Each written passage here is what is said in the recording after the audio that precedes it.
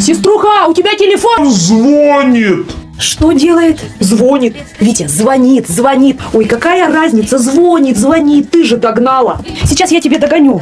Полегче, полегче. Я уже выше тебя ростом так-то. Вот именно. А по-русски так и не научился говорить. Двоечник.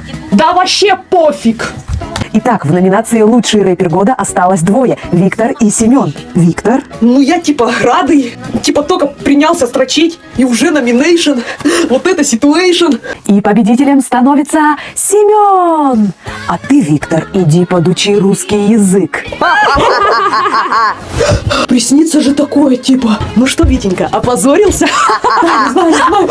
Витька, ты чего? Что ты там знаешь? Да русский ваш! Не смеши меня! Где мой учебник по русскому? Сеструха, где мой учебник по русскому? Да я откуда знаю?